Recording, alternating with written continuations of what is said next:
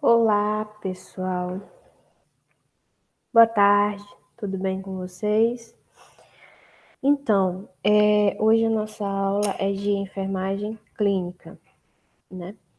E, como o próprio nome já diz, a enfermagem clínica, ela trata basicamente sinais e sintomas para levar o conforto ao paciente, certo? Hoje eu tô aqui no nosso laboratório de enfermagem, ok? Para dar essa breve explicação a vocês. Como eu falei no vídeo que eu enviei para vocês, no WhatsApp, hoje nós teremos uma breve explicação, tá? Sobre o nosso assunto, que é a enfermagem clínica. A gente vai falar hoje basicamente disso aqui, né? Alguém sabe me dizer o que é isso daqui? São pulmões, né? Pulmões. Sem os pulmões, sem o funcionamento adequado deles, o nosso corpo não funciona, né? A nossa atividade motora não funciona, a nossa atividade cognitiva não funciona. O cérebro para, necrosa, o coração necrosa. Então, é fundamental para o nosso corpo o bom funcionamento dos pulmões, né? Como cita na nossa apostila, o pulmão, principalmente em idosos, é um órgão que precisa de uma atenção maior, né? Por exemplo, o que estamos vivendo hoje, essa pandemia que estamos vivendo hoje, ela ataca principalmente os pulmões. E o pessoal que está correndo mais risco, que está na faixa de risco dessa pandemia, são os idosos, por conta disso. Como a gente já falou em outras aulas que tivemos, o nosso corpo, a partir de 30 anos de idade, passa a perder 1% da função, né, das funções corporais. E depois dos 30, cada dia que passa, o seu corpo vai diminuindo as funções. Meu metabolismo, que era acelerado, pode passar a desacelerar. Isso vai de pessoa para pessoa, mas o fato é que o funcionamento do nosso corpo, as funções vão diminuindo, vão se debilitando, né? O que nos dá mais causa para nós a conscientização da mudança no estilo de vida, né? Para quem não tem o hábito de se alimentar bem, de fazer exercício físico, de se cuidar, né? De fato, o corpo passa a sentir, né? Geralmente, algumas doenças são silenciosas. Quando vamos perceber, principalmente doenças crônicas, quando vamos perceber alguma alteração, a doença já está no nível bem alto de desenvolvimento, né? O que requer um tratamento rápido e eficaz, né? Porque se, vamos supor, a pessoa um idoso, por exemplo, ele não tem doenças crônicas, não tem um bom hábito de vida, provavelmente, se ele, vamos supor, pega um Covid-19, vai atingir diretamente o seu pulmão, né? Ele vai ter dificuldade respiratória. A dificuldade respiratória, ela está inteiramente ligada à circulação do nosso corpo, né? Sem uma circulação eficaz, esse corpo vai parar. Né? Esse corpo não vai poder, o pulmão não vai poder proporcionar para todo o corpo o oxigênio necessário, que vai causar prejuízo a essa pessoa e possivelmente pode levar ao óbito, certo? Então, aqui no nosso laboratório, nós temos esse quadro. Eu não sei se vocês já haviam visto esse quadro no nosso laboratório ou se haviam reparado nele. Ele explica todo o ciclo respiratório do nosso corpo, né?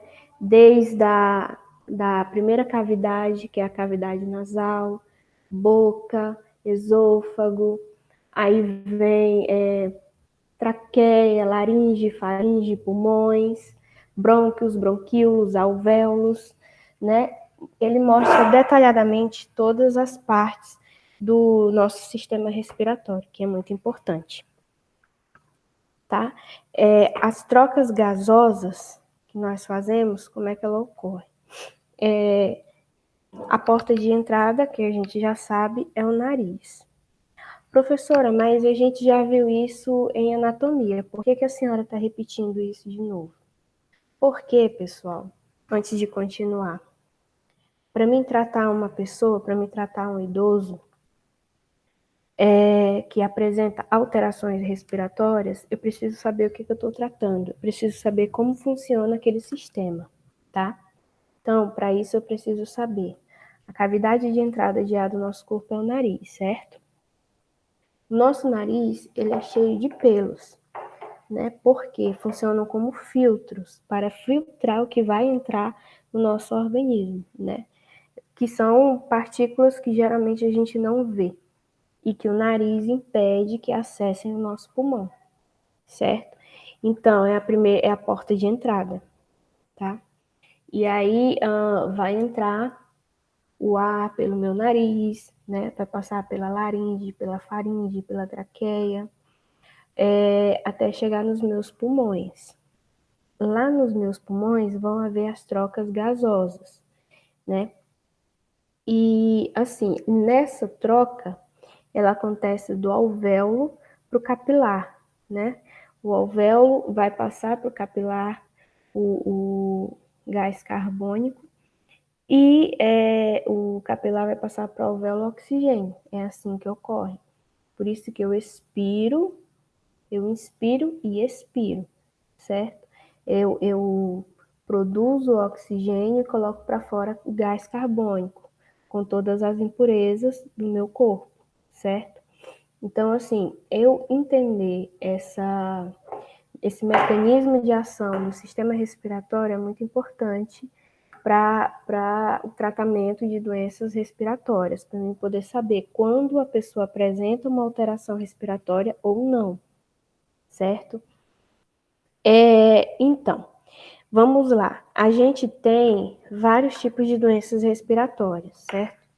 Temos a famosa gripe, temos os resfriados, temos doenças mais graves, tipo DPOC, enfisema pulmonar, né?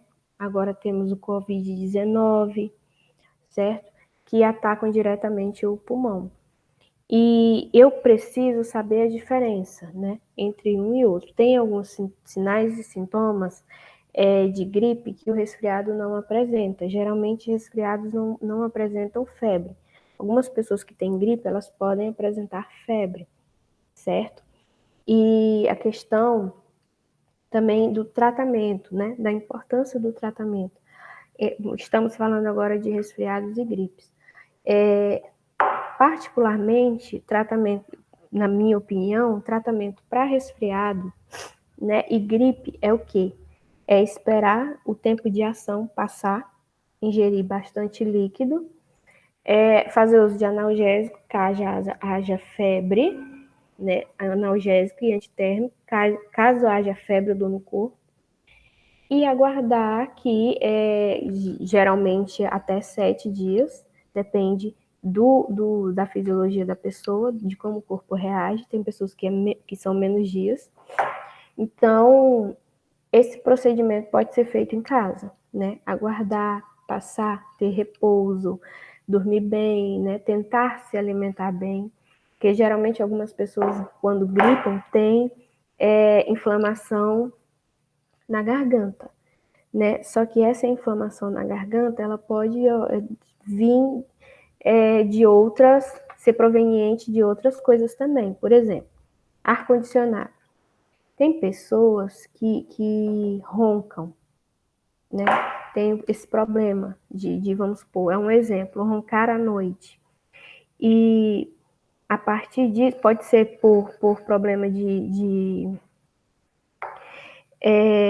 como é que eu posso dizer? Pode ser um problema já disfuncional respiratório que ela tem, né? Pode ser que ela tenha problema de adenoide, né? Então, podem ser vários fatores. E aí, o que acontece? A pessoa vai dormir de boca aberta.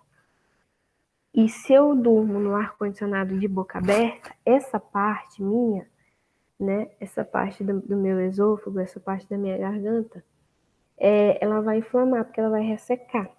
Se ela resseca, vai causar algum ferimento, entendeu? Por mais pequeno que seja, por menor que seja, vai causar um ferimento, e aí aquilo ali pode se agravar e virar uma inflamação de garganta, de fato, né? E aí a pessoa vai ter que fazer uso de antibiótico para poder minimizar esse estado clínico, né? Não é, às vezes, só por conta da gripe. Ah, gripou, a garganta inflamou, igual crianças. Gripou, a garganta inflamou. Tem outros fatores ligados àquilo ali, né, gente? Eu acho que eu já até comentei com vocês sobre a questão da água gelada, né? Você ingerir a água gelada. É bom. A água gelada é muito bom, né? Refrescante. Porém, acho que vocês, se não perceberam, podem fazer o teste. Você bebe água gelada e você não sacia, não mata a sua sede. Parece que você não bebeu nada, tá com a garganta seca. Quando você bebe água quente, água em estado natural, você se sente cheio, né? Depois de você beber aquela água. Então, assim, o que acontece? A água gelada, ela queima. O gelo, ele queima, né? E o nosso tecido por dentro somos moles, literalmente. Somos feitos de tecidos moles. Não tem o mesmo revestimento e pigmentação que a nossa pele aqui fora. Então, são revestimentos moles, né? Mucosas. Então, vai causar um ferimento, essa água gelada. Pode causar um ferimento no meu esôfago. Eu, habitualmente, bebo água gelada. Sem perceber, vou estar danificando o meu esôfago, minha laringe, enfim. E isso pode ocasionar infecção de garganta, tosse, entendeu? Porque ali vai haver proliferação de bactérias e vai causar uma inflamação. Então, não é só a gripe em si, existem vários fatores que podem influenciar para o estado clínico da pessoa. Então, a gente tem que ter esse olhar clínico para ver ao redor tudo que está acontecendo. Por isso, é muito importante fazer uso da SAI, do processo de enfermagem, quando vai fazer o tratamento de um paciente, para saber tudo o que acontece, para saber quais são os hábitos dele, se ele tem hábito de tomar anticoncepcional, anti-inflamatório, sempre que a garganta inflama ou sempre que está gripado, o corpo dele vai criar resistência àquela medicação, entendeu? E aí as bactérias vão se tornar superbactérias e vão resistir àquela medicação. E daí ele vai ter que tomar outra medicação mais forte para poder combater essa inflamação. É um ciclo vicioso, na verdade, né? Porque também existem pessoas que são viciadas em remédio, certo? Assim como na nossa aula anterior de enfermagem didática, eu separei alguns tópicos pequenos, só para a gente se apegar a eles nessa retomada de aula de enfermagem clínica, tá? Prometo a vocês que a próxima aula será mais animada e melhor elaborada aqui, ok? Inclusive, tocando nesse assunto, na minha próxima aula de enfermagem clínica, eu vou precisar de 2 alunos, né? Aqui comigo no laboratório para me fazer as demonstrações, tá? De já, deixo dito aqui, quem tiver disponível, entre em contato comigo para a gente marcar e vir aqui no laboratório gravar essa aula, ok? Agradeço a participação. Professora, vai valer nota a participação? Eu já estou vendo vocês perguntando sem eu nem estar com vocês. Pode ser avaliado, sim, principalmente pelo desempenho, né? Aqui no laboratório. Tá, aí eu preparei aqui alguns tópicos, como eu disse. O que pode influenciar no funcionamento respiratório e nos resultados da avaliação. A gente já viu a avaliação respiratória, né? Como é feito. A gente viu em sala. Acredito que vocês devem ter dito agora. Ah, eu não me lembro. Ou alguns. Ah, eu me lembro. Enfim. Então, a gente já viu, né? E o que que acontece? As alterações podem influenciar muito, entendeu? Na avaliação a esse paciente, no exame físico, né? Por exemplo, o paciente está tossindo. Mas da onde é que vem essa tosse? Já faz tempo que ele está tossindo assim? Ou a tosse vem e vai embora? Vem com um dia, fica 2 dias, depois vai embora, depois volta. É tosse com ou sem catarro? Tem presença de sangue?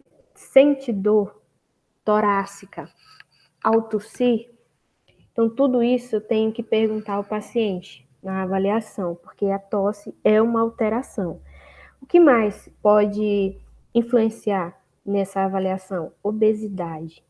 A pessoa que é obesa, ela tem dificuldade respiratória. Ela pode apresentar dificuldade respiratória.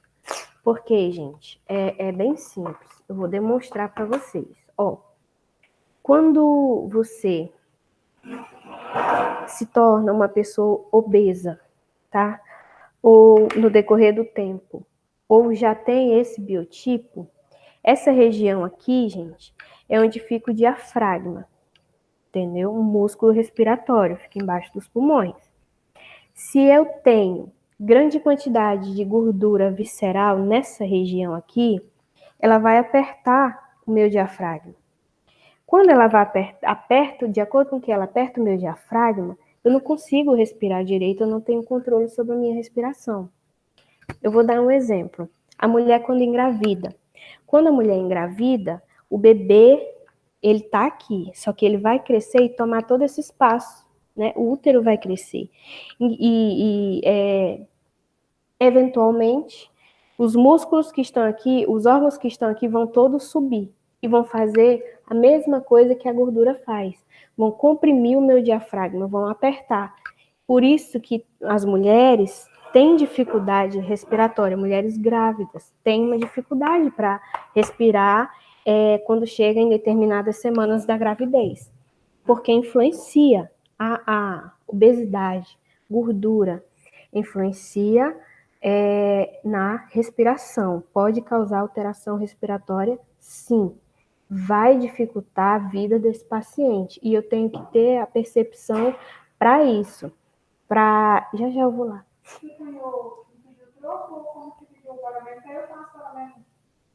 Só um minuto.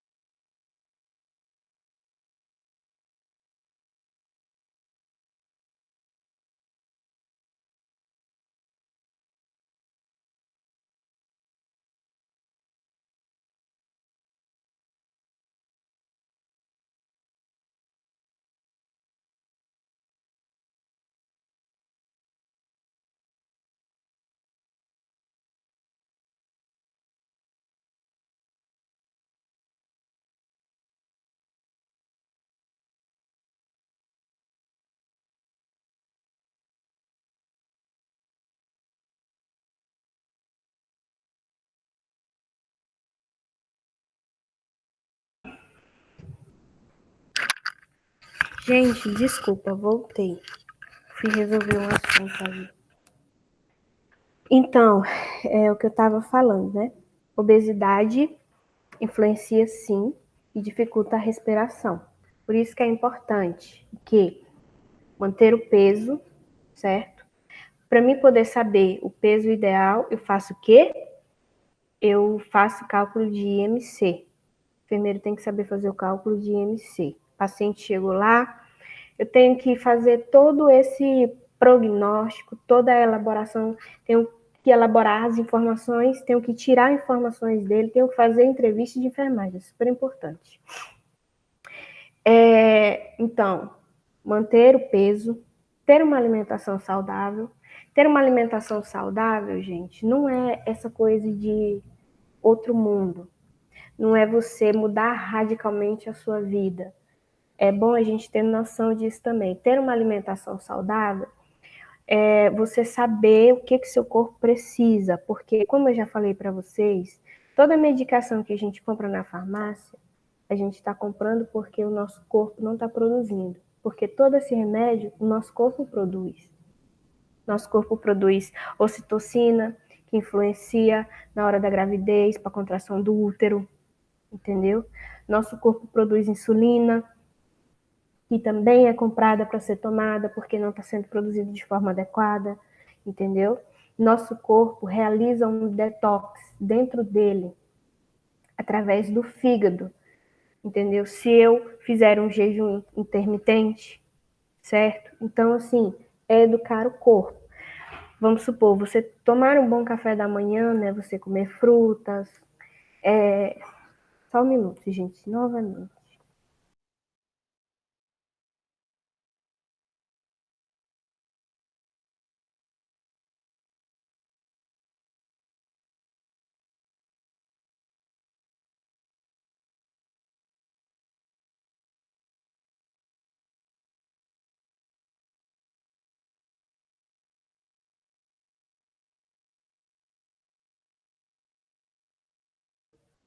Diminuir o uso de açúcar, né?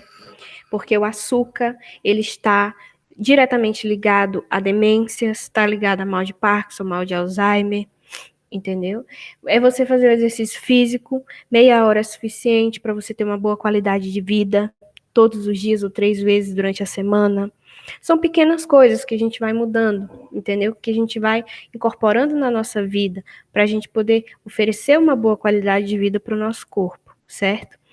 Então, tabagismo, fumantes. Os fumantes, eles sofrem, eles sabem que sofrem, né? Com a questão de falta de ar, com a questão, quem fuma por muito tempo tem prejuízos à saúde, tá? Pode gerar aí um câncer de pulmão, certo? E fora as outras ervas que tem no cigarro, além da nicotina, entendeu? Que também causa dependência, certo? E quando a pessoa para de fumar, tem pessoas que engordam bastante, né? Por quê? Por conta da ansiedade, da falta, né? Daquela droga, entendeu? E aí o corpo vai buscar outra saciedade, que tá nos carboidratos, no açúcar, que pode também ser considerado uma droga. O açúcar, ele é viciante. Eu não sei se vocês já repararam isso, tá? Ele é um ciclo vicioso. Se você colocou na sua cabeça que você não faz nada sem o açúcar, aquilo é um ciclo vicioso, tá? Então, o tabagismo também está diretamente ligado às alterações fisiológicas do sistema respiratório. Poluição, certo? A poluição, ela vem, a fumaça, naquela fumaça estão todos os tipos de impureza que não como é que eu posso dizer? Não é propícia para o meu corpo, entendeu? E aí o que, que vai acontecer?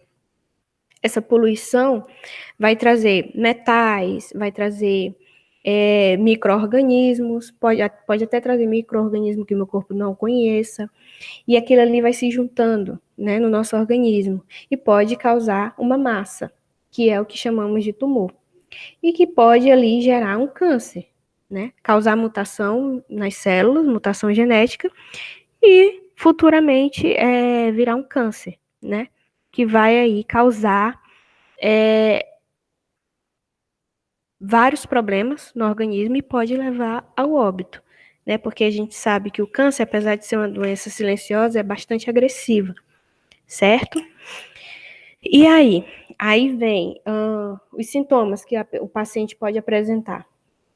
Paciente que tem problemas respiratórios, dispneia, né? Dificuldade respiratória, tosse, produção de catarro, né? Aí eu tenho vários tipos de catarro, né? Que a pessoa pode apresentar.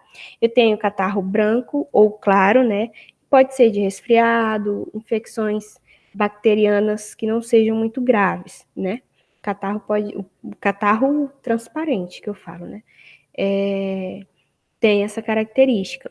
E aí vem o catarro amarelo ou verde, que são infecções bacterianas. Tem pessoas, eu acho que eu já até comentei isso em sala, tem pessoas que vê o catarro amarelo ou verde e fala que a pessoa já tá sarando, que o catarro tá maduro, né?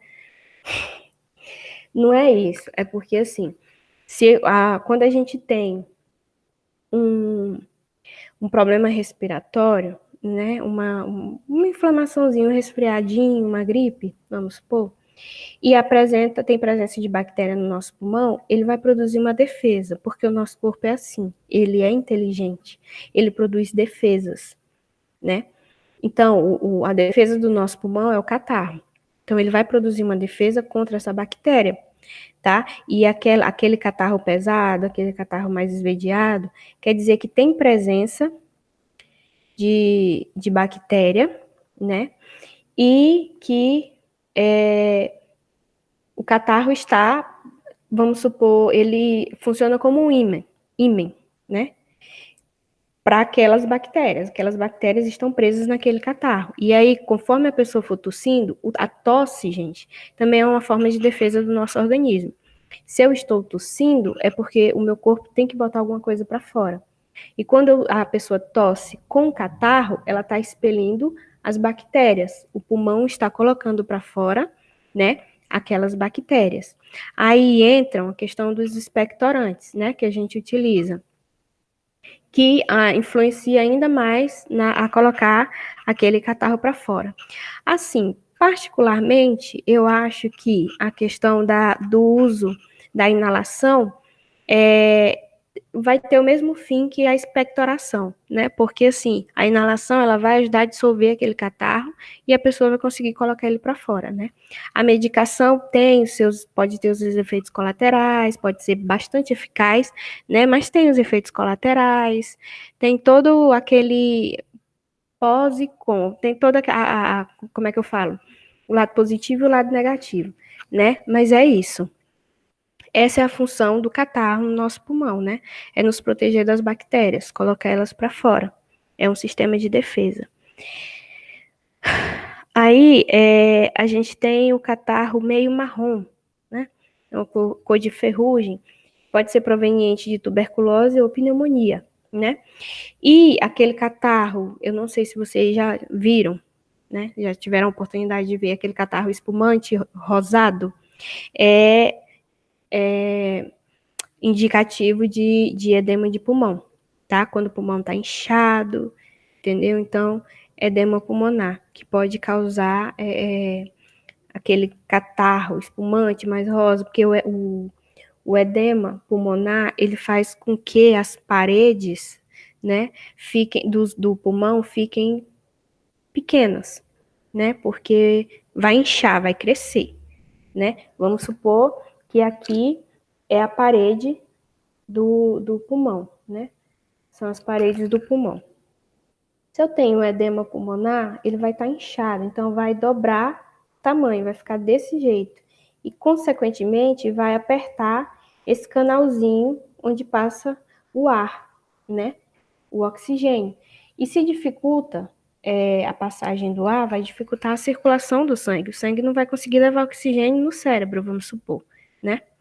Então, pode causar, além da dificuldade respiratória, pode causar morte cerebral, né? Por conta da falta de oxigênio, né? Então, Aí, nos sintomas, eu tenho também a dor torácica, né, que pode acontecer por conta da tosse, a tosse incessante que não passa, que vai forçar a parede. Quando eu faço repetitivo movimento por muito tempo, vai causar dor, né? Se você faz abdominal por muito tempo, todos os dias, sua barriga vai ficar dolorida.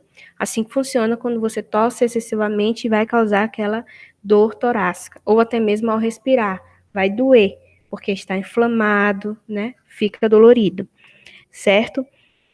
Aí vão causar os ruídos adventícios.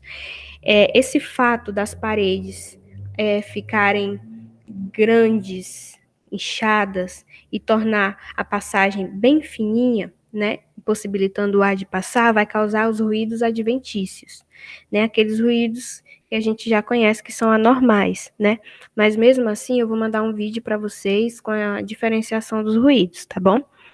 E aí a gente tem os estertores e as crepitações, né, que podem estar presentes em pneumonia, né, tuberculose, entendeu?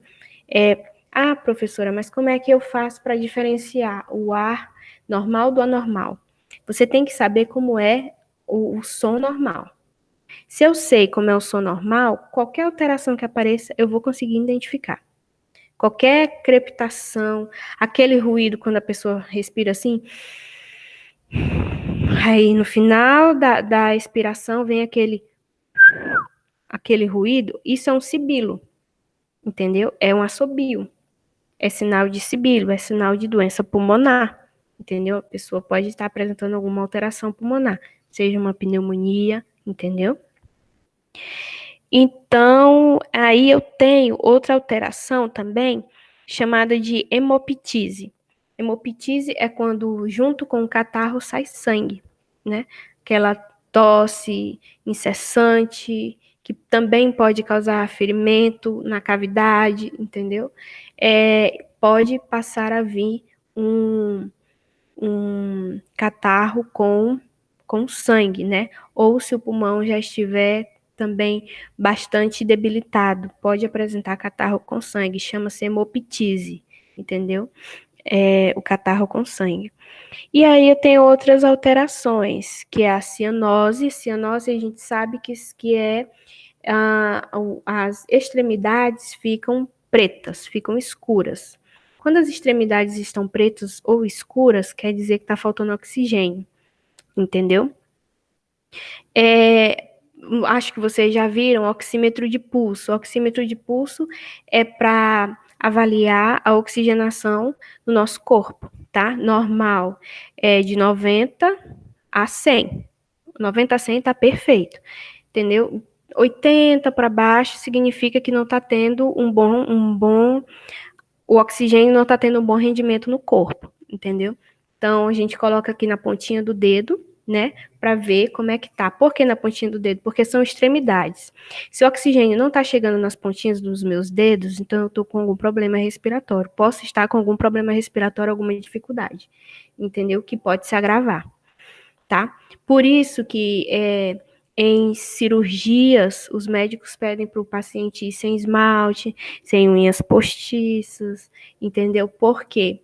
Para ver as extremidades, né? Se no decorrer da cirurgia ver que as extremidades estão ficando escuras, azul escuro, preto, então quer dizer que aquele paciente ele está sofrendo algum processo respiratório, entendeu? Está tendo alguma dificuldade nesse sistema, ok? E a gente tem também o baqueamento digital. O baqueamento digital é um inchaço das falanges distais, ou seja, inchaço dessa região, dos meus dedos, vão ficar inchados. Não se tem ainda uma explicação do porquê acontece o baqueamento, mas acontece e, devido a estudos, descobriu-se que está ligado a problemas cardíacos e pulmonares. Entendeu? Então, se eu vejo já a pessoa com os dedos inchados, né, eles ficam meio tortos, pode ser que essa pessoa esteja tendo dificuldade respiratória, algum problema pulmonar e totalmente ligado a algum problema cardíaco, porque coração e pulmão estão ligados. Se um está com problema não está funcionando direito, provavelmente o outro também não estará. E futuramente o rim também passará a apresentar defeito, porque o nosso corpo é interligado. É assim que funciona. Circulação está ligada a pulmão, entendeu? Pulmão está ligado à oxigenação, tá? Que está ligado a rim. Se eu não tiver uma boa circulação, se eu não tiver uma boa oxigenação, meu rim vai começar a trocar as bolas, vai começar a eliminar o que não tem que eliminar e deixar no corpo o que não tem que deixar, e é assim que funciona o nosso corpo, tá? Gente, desculpa se eu falei rápido demais, desculpa minhas pausas que eu tive que sair ali. Por hoje foi isso, tá? Se eu falei muito rápido, me perdoem. Não vou passar atividade, essa foi só a retomada da nossa aula de enfermagem clínica. Como eu falei antes, vou necessitar de 2 alunos para a nossa próxima aula de enfermagem clínica, que será aqui no laboratório, tá? E eu quero fazer algumas práticas, alguns procedimentos para mostrar para vocês, tá? E vai ser uma aula bem bacana, vai ser uma aula bem legal, tá? E é isso. Se cuidem, fiquem em casa, usem máscara, usem álcool em gel, tenham paciência, tenham fé e estudem. Qualquer dúvida, qualquer coisa, podem me procurar, estou por aqui, tá? Muito obrigado, ok?